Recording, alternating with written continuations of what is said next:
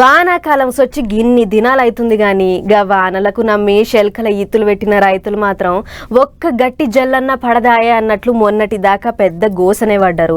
ఇక ఆలస్యంగానైనా రైతుల గోస ఇన్న వానదేవుడు నేనొస్తున్న రైతన్నా అని అనుకుంటే రానే వచ్చిండు. వచ్చడంటే అట్లిట్లా కాదు సుమా, ఓ మలక దంచిండు.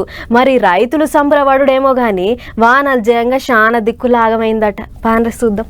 అమీర్పేట్ హడలిపోయింది, బేగంపేట్ బెంగటిల్లింది, సికింద్రాబాద్ షిక్కిపోయింది, పంజాగుట్టకు పడిషం పట్టింది, మల్కాజ్ గిరిలా మల్ల దంచింది, తార్నాక హబ్సిగూడను తాపకో మల్కార్చుకుంది.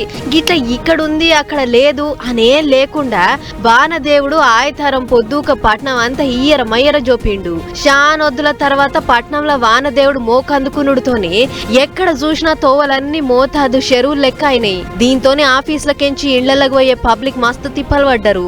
గంటల కమాన్ తొవ్వలనే ఉండి ఇల్లు చేరటానికి ఎంతసేపు పడుతుందో తెలియక కింద మీద అయ్యిర్రు.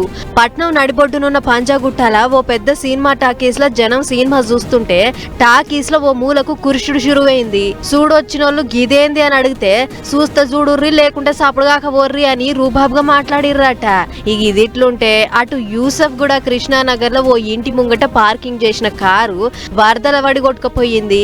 అటు విశాఖ జిల్లా ముంచంగి పుట్టు దిక్కు వాగు జోరు మీద వారుతుంది. దీంతోని ఆంధ్ర ఒడిశా సరిహద్దు ఊర్లైన కొడాపుట్టు, కెందుగూడ, మొల్లిపుట్టు ఊరోళ్ళు పానాలను అరిచేట్ల పెట్టుకుని దాటుతుర్రు. మేమింత గోస తీస్తుంటే కూడా ఒక్క బ్రిడ్జ్ అన్న వేస్తలేరు సారు అని ఒక తీరుగా అడుగుతుర్రు. అటు పార్వతీపురం, మన్యం జిల్లాల కూడా జోరు వానలు జయంగా 2 ఇళ్లు కూలినాయి. గుమ్మలక్ష్మీపురం ఆర్టీసీ కాంప్లెక్స్ దగ్గర పట్లున్న ఇండ్లు ఒకటేసారి డుబుక్కున కూలడంతోని ఇంటోళ్లు మస్తు బుగులు పడ్డారట. గిట్ల 2 తెలుగు రాష్ట్రాలల్లో వానదేవుడు మోక చూపించి ఒకటే దెబ్బకు మస్తు ఆగం పట్టించిండు. ముంగట కూడా శీతం వానలున్నాయి. జనం అంతా పాయలంగా సోయ మీద ఉండాలే అన్నట్లు కోరుతుర్రు అధికారులు.